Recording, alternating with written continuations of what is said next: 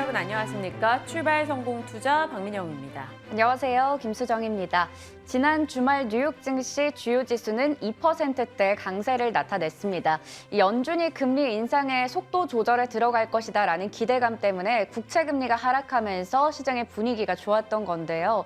그리고 이번 주에는 아무래도 그동안 이어져 왔던 실적 시즌에서도 가장 중요한 또 주인공들이 대거 실적을 발표할 예정입니다. 슈퍼 위크인 만큼 더 우리가 주목할 만한 이슈가 많을 것 같은데요. 네, 그래서 걱정되기도 하고 또 한켠에선 살짝 기대되기도 합니다. 어닝 시즌에 우리가 환호하게 될지 아니면 굉장히 고단하게 느껴질지 이번 주 중요한 주간이니까요. 계속 저희와 함께 호흡하시길 바랍니다. 일단 주말 사이에 뉴욕 증시가 왜 올랐는가 이유부터 들어가 보도록 하죠. 주말 사이에 일정들이 정말 너무 많았습니다. 네. 이벤트들이요. 월스트리트 저널의 기사가 이슈가 됐습니다. 피봇에 대한 기대감을 다시 한번 키운 건데요. 이 닉 티밀하우스 기자의 코멘트였습니다.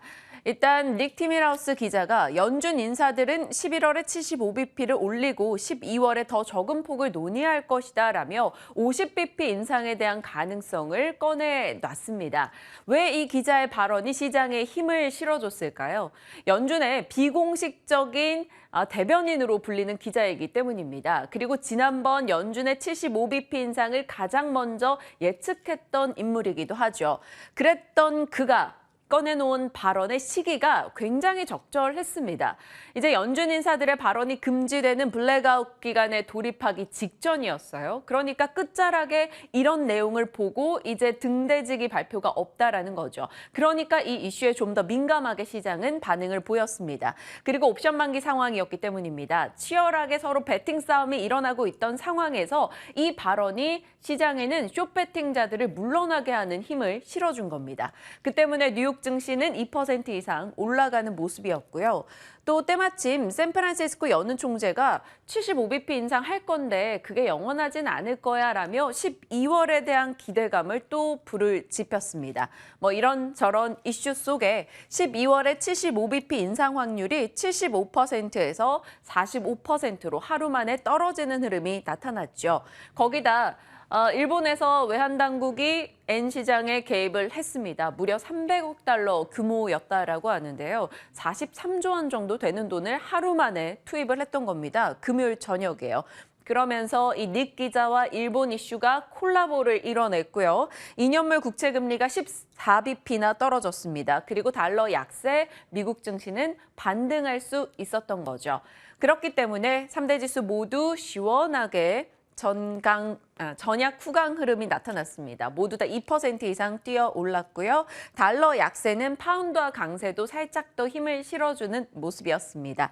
대다수 섹터가 강했던 가운데 금융주와 백신 그리고 반도체 쪽의 탄력이 조금 더 컸다라는 것을 확인할 수가 있죠. 자, 시장에서는 여러 의견들이 나오고 있습니다. 넘겨보겠습니다. 아직까지는 금리를 내리는 것에 대한 불안감을 일부에서는 피력을 하고 있는데요.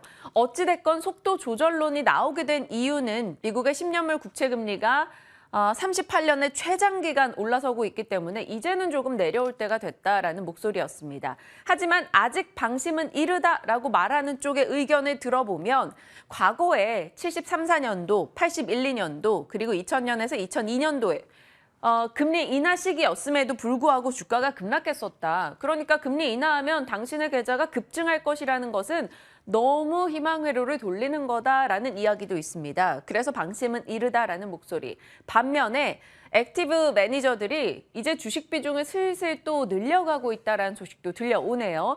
그러니까 지금 이 하락에서 기회를 잡지 않는다면 우리는 상승에 동참할 수 없을 거야라는 두려움도 상당히 크다라는 겁니다. 이런 심리들 속에 일단은 주식 비중을 살짝 늘리는 쪽으로 시장의 관심은 더 쏠리고 있는 지금입니다.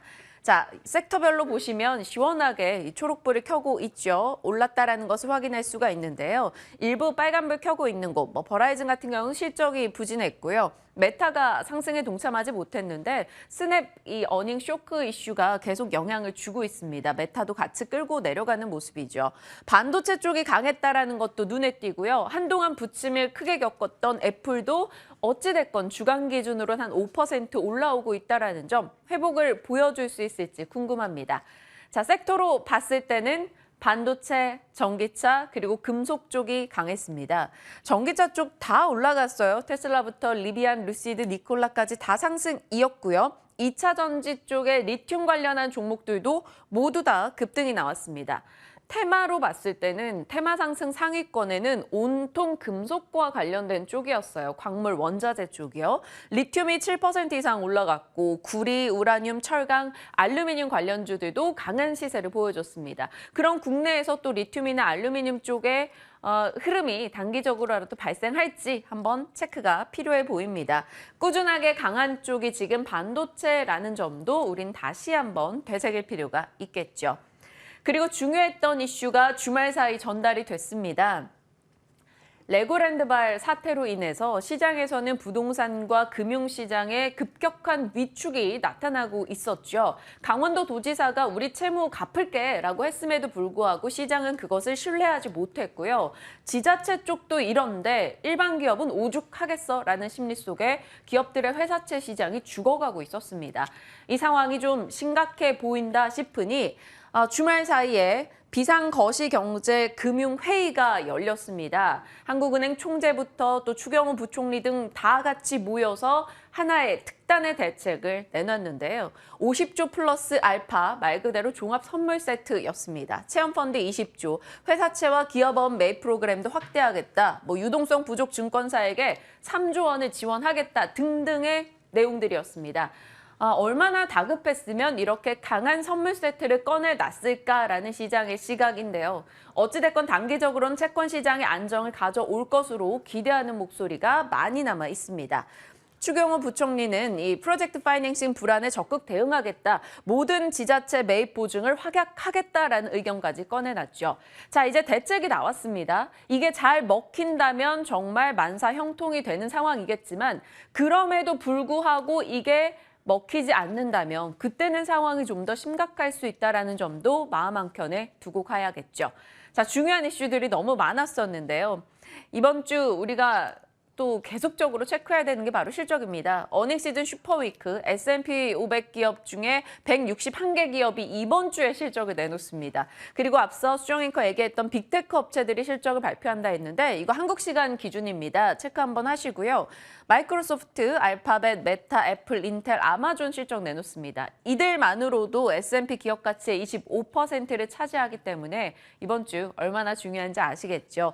이들의 실적으로 인해서 경기 침체 여부나 광고 시장, 클라우드 시장 혹은 소비 시장까지 다 알 수 있기 때문에 그 내용도 저희 같이 호흡하면서 전해드릴게요. 그리고 국내 시장에서도 기업 실적이 쏟아집니다. 월요일부터 해서 금요일까지. 일단 오늘은 포스코 그룹주들의 실적 나오니까 거기에 집중해서 보시고요. 내일도 일정 있고요. 수요일, 목요일에 굵직한 기업들 실적 정말 많습니다. 내 개별 종목 보유하신 분들이라면 어떻게 대응해야 될지 한 번 더 체크하시고요. 자, 끝자락으로 요거 보고 가야 될 것 같아요.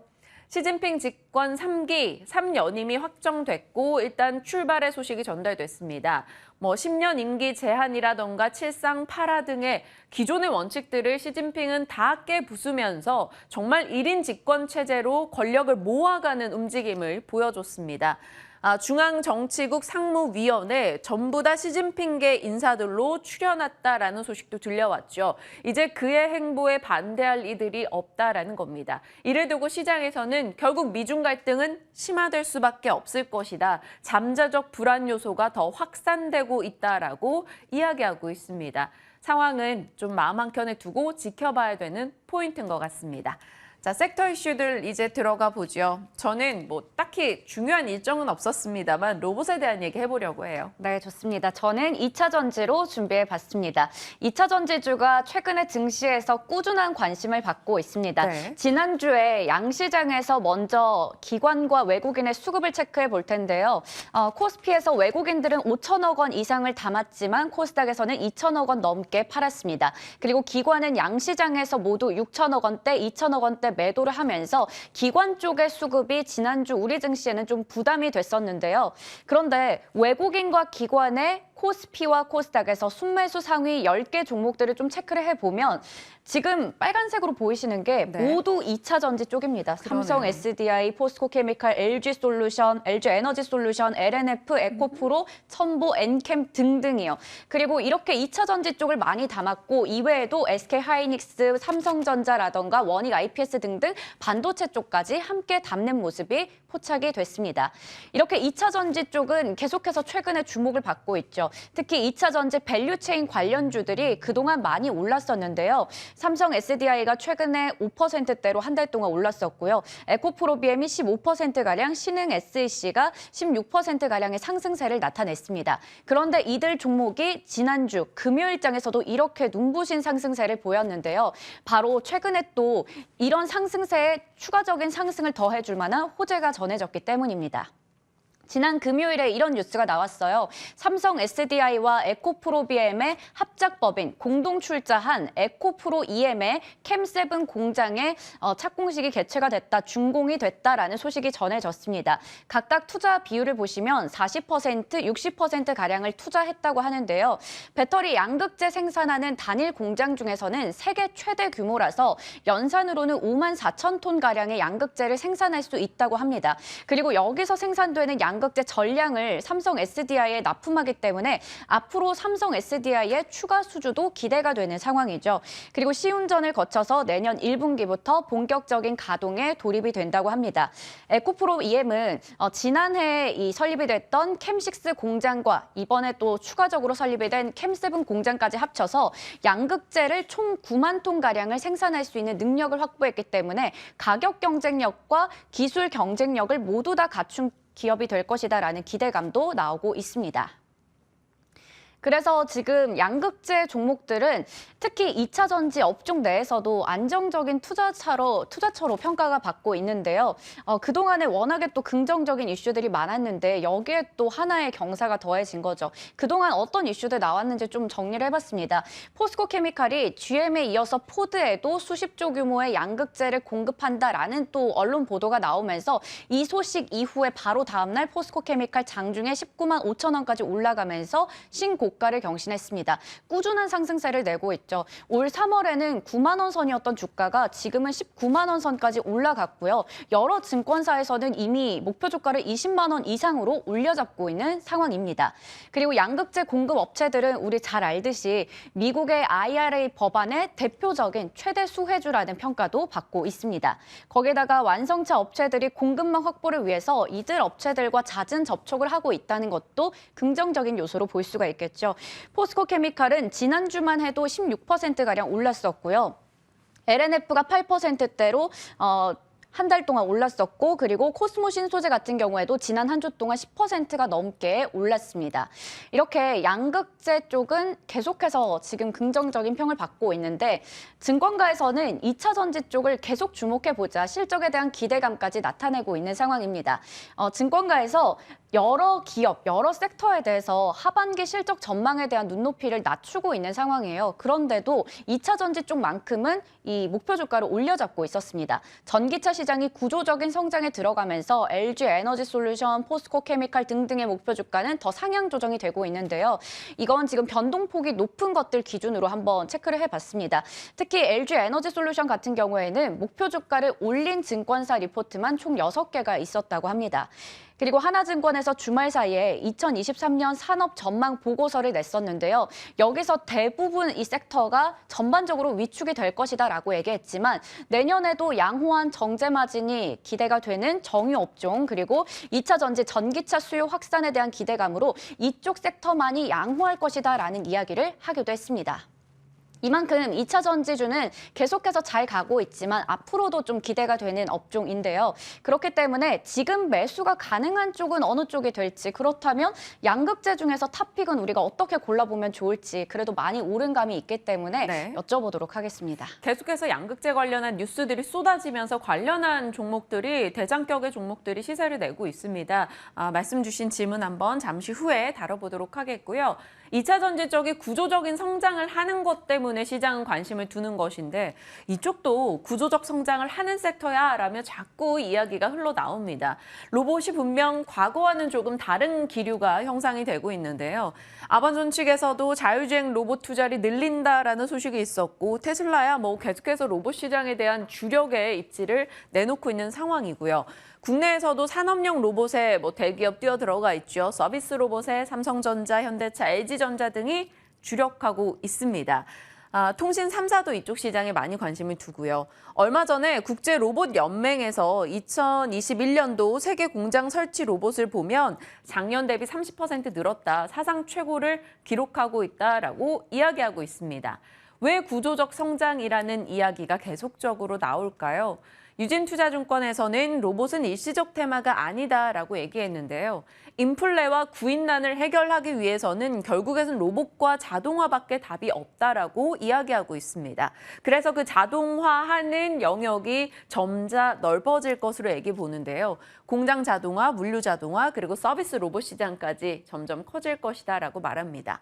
그리고 국내에서 뭔가 설득하기 위해서는 삼성이라는 키워드가 들어가면 꽤나 강하잖아요. KB금융에선 그걸 알았나 봐요. 삼성이 가리키고 있는 게 결국은 로봇이다라고 말합니다. 삼성의 역사를 보면 산업 고도화 흐름을 잘 따라왔었는데 이번에 삼성의 DX 사업 부분에 직속으로 로봇이 들어가 있고 삼성의 채용을 보면 작년엔 10여 명 정도로 시작했던 로봇 사업팀이 130여 명이 됐고 지금은 계속해서 인력을 충원하고 있다. 삼성에서부터 이미 로봇에 대한 기류가 감지된다라고 이야기합니다. 로봇에 대한 일정은 하반기 들어서 계속해서 전해드리고 있는 상황이죠. 하나씩 일정들이 지나가고 그때마다 시세적으로 조금씩 반응을 보였습니다. 이제 남아있는 게 삼성자산운용 로봇 ETF 출시부터 해서 각 정책에 대한 기대감 등이 될 것 같고요. 이번 주입니다. 로보월드가 진행이 되는데요. 국제 로봇 산업 대전이라고 보면 되겠습니다. 26일부터 29일까지 관련해서 로봇 기술이나 수출에 대한 이야기가 지속 나올 수 있는 일정이니만큼 로봇 관련주 들고 계시다면 그 내용 한 번 더 체크하시길 바랄게요. 어찌됐건 지금으로서는 유동성 기준으로 제일 관심을 두고 있는 건 삼성의 이 로봇 관련한 ETF가 될 겁니다. 국내 ETF들은 출시되려면 반드시 추종하는 지수가 있어야 되는데요. 이 로봇 쪽에서는 추종하는 게 NH투자증권의 이 아이슬렉 K 로봇 테마 지수가 될 겁니다. 그 안에 들어가 있는 종목들 보시면 우리 다 아는 거예요. 삼성전자, 카카오, 현대차, 기아, 그 밖에 모듈주, LG 이노텍도 들어가 있고요. 그러니까 이 중에서 어느 정도 같이 좀 담아갈 것으로 시장에서는 보고 있는 거죠. 그리고 중소형 종목으로는 로보티즈 등이 거론이 되는 만큼 관련한 수급 일정도 한번 염두에 두시길 바랍니다. 지난 금요일에 로보티즈가 다른 종목 대비 강했던 이유기도 하고요. 자, 그러다 보니까 신규 상장주의 관심도가 계속 올라가죠. SBB테크 같은 경우 얼마 전 상장하며 이슈가 됐었죠. 또 뉴로메카라는 종목이 11월 4일 상장을 앞두고 있습니다. 이 종목도 국내외 협동 로봇 분야에서는 최고 입지를 다지고 있는 업체라고 하고요. 모터나 감속기 등의 부품도 자체 개발을 시도하는 업체라서 상당히 관심이 있을 것 같습니다. 이번 주 공모 청약 일정이 있으니까요. 체크하시길 바랍니다. 자, 로봇에 대한 얘기까지 다뤄봤고 이 일정 저 어떻게 될지 너무 궁금해요. 네, 바로 내일입니다. 코오롱 티슈진의 상장 폐지 여부가 결정이 되는데요. 거래 정지된 지 3년 5개월여 만입니다. 2019년에 인보사 사태 이어서 횡령과 배임 등등의 여러 가지 문제 때문에 지금 여기까지 온 건데요. 그동안 그래도 개선 사항들 이행을 잘 했습니다. 그리고 앞서 좋은 또 선례가 있죠. 기사 회생에 성공한 신라젠에 과연 그 뒤를 이을 수 있을지, 과연 어떻게 될지 내일 코오롱 티슈진도 잘 체크해 봐야 될 것 같습니다. 그래서였나요? 지난주에 코오롱 종목이 아무 이유도 없이 조금씩 올라가는 맞아요. 모습이 보이긴 네. 했었는데 한번 어떻게 시장이 평가를 내릴 것인가는 뭐 뚜껑 열려봐야 되는 거니까요. 내일 한번 지켜보겠습니다. 자, 여러 이슈 담았습니다. 이에 대한 전략 지금부터 함께 나눠보시죠.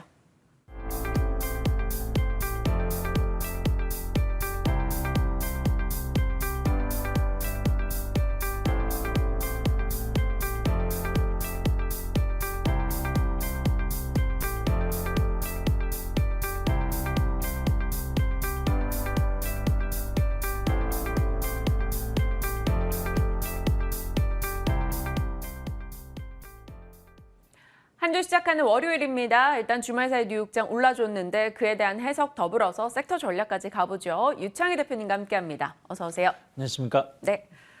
일단 뉴욕 증시는 다 2% 이상 올랐어요. 또다시 한 월스트리트 저널의 기자 발언의 영향으로 피봇에 대한 기대감이 등장을 한 상황이고요. 국내에서는 또 정부 측에서 종합 선물 세트처럼 50조 플러스 알파 유동성 공급을 한다라는 소식이 들려왔습니다. 이게 사실 시장에 어떤 영향을 미칠지는 가늠이 잘 안 되긴 합니다만 지켜봐야겠죠. 일단 시장 코멘트 좀 해주세요. 네, 레고랜드 사태는 제 정치적인 얘기는 잘 안 하지만 좀 한 책임자의 조금 잘못된 판단으로 인해서 한국 그러니까 증시뿐이 아니라 아예 경제가 흔들렸던 거 아니겠습니까? 이런 부분들에 대해서는 조금은 좀 바로잡는 시간을 가졌으면 좋겠고요. 본인도 얼마나 놀랐겠어요? 네. 그러니까 잘 모르니까 그렇겠죠. 그래서 정부가 바로 채권 안정화 자금 1조 6천억 지난주 금요일에 집행했는지 안 했는지 모르겠지만 바로 집행하겠다 얘기를 했었고 또 주말에도 한 50조 원 정도 이렇게 자금 풀겠다고 했기 때문에 좀 이 이슈가 조금 완화될 가능성이 있지 않을까. 다만 이제 이러면서 이제 우리가 좀 걱정했었던 이제 걱정을 하는 게 네. 부채 비율이 높은 기업이라든지 건설사들이라든지 이게 자금 조달이 지금 그러니까 어려웠었다는 게 드러난 것이기 때문에 앞으로 좀 장기적으로 봐야 된다 생각하고 있고요. 또 하나는 미국이죠. 좋은 소식이 나왔죠. 물론 이제 이것이 그 기자에 의해서 나온 거라서 확실한 건 아니지만 최근 연준 의원들 발언을 보면 약간 금리에 대해서 뭔가를 조금은 이제 상승을 좀 제한하려고 하고 있는 그런 뉘앙스는 조금씩 풍겼었어요. 그래서 그런 것들이 그전에도 몇 번 말씀드렸습니다만은 이제 그 터미널 레이트라 그러죠. 금리 최고치 아니면 피벗 이런저런 얘기가 나오고 있는데 그런 것들이 증시에는 일시적으로는 조금 안정화가 되지 않을까. 그래서 저는 지난주부터 계속 말씀드렸던 것들이 지지난주부터 약간 증시 자체에 대해서는 긍정적으로 보고 있다. 다만 약간의 충격은 있을 수 있다라고 말씀드렸었고 지금은 그런 것들이 어느 정도 마무리되고 있지 않나. 그러면 최소 한 11월 중순 정도까지는 좀 안정화되지 않을까 생각하고 있고 저는 이제 앞으로 환율을 좀 관심 있게 볼 필요가 있다고 생각하고 있어요. 네. 달러 인덱스가 계속 조금 고점을 좀 돌파 못하고 조정받으려고 하고 있기 때문에 이번에 반등은 지난번에는 6, 7월 달, 8월 달까지는 채권 금리였다라면 지금은 달러가 조금씩 약세를 띠면서 증시 반등을 이끌지 않을까 판단하고 있습니다. 네. 일단은 시장에 대해서 평가는 조금 지켜봐야겠지만 이번에 유동성 공급 관련한 이슈는 나름의 일부 안정을 좀 갖고 올 수 있을 것으로 보시긴 하셨고 시장 자체에 대해서는 11월 중순까지는 그래도 지금보다는 조금은 회복을 시도하려고 할 것이다라는 겁니다. 그러면 그 섹터 전략으로 각각 들어가 봤을 때 2차 전지 쪽 얘기는 저희가 정말 입이 마르고 닳도록 다뤄봤습니다. 네. 그런데 주말 금요일 이제 삼성 SDI 관련한 소식이 들려왔는데요. 또 세계 최대 양극재 공장을 준공한다 이슈가 전달이 되면서 삼성 SDI 밸류체인 종목들의 주가 급등이 또 나타났어요. 네. 어떻게 판단을 하시는지 사도 되는 종목이 있다면 뭘지요? 일단 삼성 SDI를 주목을 해야 되겠죠. 그러니까 에스코프로 BM하고 세계 최대 규모의 양극재 공장을 설립을 하는 것이고 이 포항 쪽에 있는 거 아니겠습니까? 그러니까 우리가 이제 에코프로 BM은 지난번에 화재가 한번 발생을 하면서 이런 것까지 우리가 알게 됐는데 오창 공장이 있고 포항 공장이 있는데 오창 공장은 소품종 다량 생산, 그리고 포항 공장은 죄송합니다. 그 오창 공장은 다품종 소량 생산, 그리고 포항 쪽에 있는 거는 소품종 다량 생산이라는 거죠. 한마디로 오창은 맞춤 서비스 제품인 것이고 포항 쪽은 대규모 제품을 이제 공급하는 거라서 주 수입원이 이쪽에 있겠죠, 아무래도. 근데 여기에 이제 7공장을 세우는 거예요. 그래서 어떻게 보면은 이제 그 전기차 시장 확대에 따른 원가 절감이라든지 뭐 고객사가 다변화되는 거에 대한 어떤 투자라고 생각하고 있고, 뭐 좀 이제 의외였던 것은 우리가 그동안 뭐 LG라든지 SK라든지 주로 이제 미국이라든지 헝가리 쪽에 투자를 공격적으로 하지 그러니까요. 않았습니까? 근데 삼성은 왜 이렇게 투자를 안 하냐 얘기가 나왔는데 우리도 곧 할 겁니다 했는데 바로 했는데 이게 한국에서 공장을 짓는 것 자체가 의미가 있지 않나 좀 판단을 좀 하고 있습니다. 어찌되었든 이게 꼭 미국만 공략하는 게 아니라 다른 국가들에도 공략을 할 수 있다는 부분들이고, 또 전기차 시장이 전방위적으로 늘어나고 있다는 게 좀 확인되는 것이 아닌가 판단을 좀 하고 있습니다. 그래서 다시 한번 시장을 좀 놀라게 했고, 앞으로 그런 부분들에 대해서 어떤 기대감이 좀 나올 수 있다 생각하고 있어요. 그래서 삼성 SDI 최근에 외국인 수급도 나쁘지 않았고 지난 금요일에도 많이 올라왔었고요. 많이 올라왔음에도 불구하고 여전히 저는 아직까지는 가격적인 메리트가 있다 생각을 좀 하고 있어요. 그래서 뭐 일단 70만 원 정도 목표가 회복 가능성이 열어놓을 필요 있다 생각하고 있고요. 그리고 그 에코프로 BM 같은 경우도 에코프로는 신고가인데 에코프로 BM은 못 올라갔던 부분들이 좀 있습니다. 근데 이러한 부분들이 뭐 조금 더 긍정적인 방향을 보여준다라면 한 12만 원 정도 목표가 유지가 가능하다 생각하고 있어요. 그래서 뭐 이게 당장 이제 생산이 지금부터 이루어진 게 아니라 이제 시험 테스트를 거쳐서 내년 1분기부터 생산이 들어가는 것들이기 네. 때문에 2차 전지 소재 부품 쪽은 계속해서 주목하실 필요가 있지 않을까 판단하고 있습니다. 네. 일단 10월 19일에 이미 삼성 SDI는 차익스픽으로 주셨던 종목이라서 추가적인 보유 가능하다라고 의견 주신 거고요. 에코프로 BM도 단기 목표가 12만 원. 그렇게 상단풀을 많이 두진 않으셨습니다만 일단은 더 올라갈 여지 언급 주셨어요. 포스코 케미칼은요. 요즘 포스코 케미칼 관심이 더 높고 오늘 또 실적이 나와요. 네, 뭐 어마어마하죠. 최근에 주가 흐름을 보면. 근데 저는 좀 더 올라갈 거라 보고 있어요. 이제 실적 발표, 근데 이번 실적 발표는 그렇게 뭐 기대할 내용은 별로 없을 것 같다 생각하고 있는데, 어쨌든 이제 그러니까 이게 참 대규모 공급 얘기는 나오고 있는데 본인들은 아니라고 하는 왜 그런지는 모르겠습니다만은, 근데 저는 계속해서 포스코 케미칼에 대한 어떤 매력도는 나올 수 있지 않을까. 이미 고점을 돌파한 부분들이 좀 있기 때문에 저는 충분히 추가적인 상승, 일단 제가 보는 가격은 한 21만 원 정도 열어놓고 있기 때문에 조금 더 지켜보실 필요 있지 않을까 판단하고 있습니다. 21만 원 정도. 지금 증권가에서는 23만 5천 원 정도 목표 주가를 제시를 하고 있는 상황이네요. 뭐 그밖에 에코프로, 하나솔루션, LG엔솔. 일단 뭐 상단 밸류가 더 남아있다라는 것은 포스코 케미칼 쪽에 좀 더 힘이 실리는 것 같습니다. 지켜보죠. 자, 로봇주 가겠습니다. 로봇이 구조적 성장을 이룰 것이다라는 목소리는 지속적으로 네. 나오고 있어요. 다만 이게 아는데 뭔가 진입 시점을 어떻게 잡아야 될지가 사실 이제 고민이에요. 일부 좀 오른 종목도 있고 조정 시 어떻게 대응을 해야 될지 답변 좀 주세요. 뭐 로봇주는 몇 번 말씀드렸었죠. 말씀드렸다가 한 달, 2달 정도는 또 조용하게 지냈었던 것 같아요.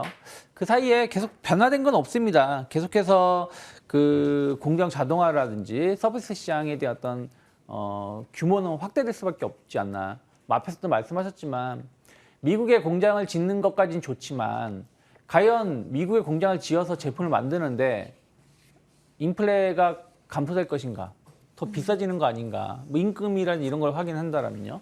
그런데 그런 것을 조금 완화시키기 위해서 로봇의 활용을 더 많이 높일 수 있지 않겠느냐라는 어떤 기대감들이 형성되었었고요.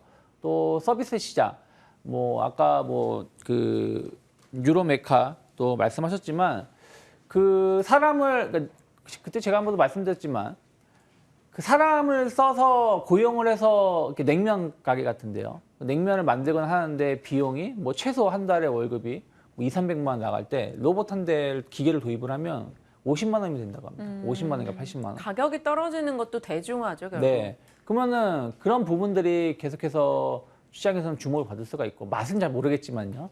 그리고 최근에 보면 무인 커피숍 같은 경우 몇 군데 제가 본 적이 있거든요. 근데 그런 부분들도 계속 확대될 가능성이 높다라는 것이죠. 그래서 이런 부분들이 그동안 정부 규제 때문에 제대로 사업을 펼치지 못했던 부분들이 좀 규제가 완화되는 기조로 가고 또 투자를 계속 확대한다라는 기조로 가기 때문에 계속 주목할 필요는 있다라고 보고 있습니다. 거기다가 최근에 로봇 ETF 상장도 있었고 또 뭐 로봇 박람회라든지 뭐 이런 부분들도 있기 때문에 다시 한번 좀 관심이 좀 있는 것 같아요. 다만 이제 이쪽에서도 좀 옥석 가리기가 좀 나오고 있지 않나. 네. 왜 그러냐면 테슬라 휴머노이드가 발표하고 나서 시장은 두 개로 나뉘는 것 같아요. 저처럼 로봇을 잘 모르는 사람은 저 뭐야. 사람이 데리고 모셔오고 네. 뭐 그런 부분들 뭔가 이게 터미네이터를 예상했었던 사람들은 이게 뭐야 하는데 또 이 기계 쪽, 이 공학 쪽에 관심이 많은 사람들은 어마어마한 거다. 더 단시일에 저 정도를 보여준 것은 그래서 뭐 약간 그 기대와 뭐 우려가 좀 교차를 했었는데 하지만 어찌되었든 이 시장에 대한 어떤 관심도는 계속 높아질 수 있다고 보고 있어요. 그래서 모든 종목이 다 갈 수는 없다 생각하고 있고 좀 옥석가리를 한다라면 어떤 종목? 일단 뭐 감속기 관련해서 우리나라가 이제 일본이 거의 줄을 이뤘던 것들이 SPG일까요? 네, 뭐 우리나라가 서서히 좀 시장 형성해 나간다는 거. 그래서 SPG에 대한 어떤 관심도 주가도 많이 하락하진 않았어요. 계속 우상향기 좀 더 이어지고 있다 생각하고 있고요. 그리고 뭐 로보티즈라든지 유일 로보틱스 같은 기업들도 주가 자체의 흐름만 본다라면 나쁘지 않습니다. 그래서 좀 많이 하락해 있는 종목을 매수한다라기보다는 아직은 살아있는 종목군들을 좀 주목하는 게 맞지 않을까 판단하고 있습니다. 네. 그 뉴로메카 11월 상장하는 종목이 치킨과 피자 쪽에 지금 네. 진출을 꽤 많이 했다라고 해서 그것도 사실 궁금하더라고요. 저희 제작진 피셜에 의하면 파주 롯데아울렛에 가면 로봇이 타주는 커피를 마실 수 있다라고도 합니다. 자, 일단 로봇 관련주 어떤 쪽으로 추려야 될지 말씀해 주신 거고 관심은 계속 살아있다라는 점 인지하시길 바랍니다. 저도 계속해서 이슈는 전달하고 있고요. 네. 자, 이제 차이스픽으로 가겠습니다.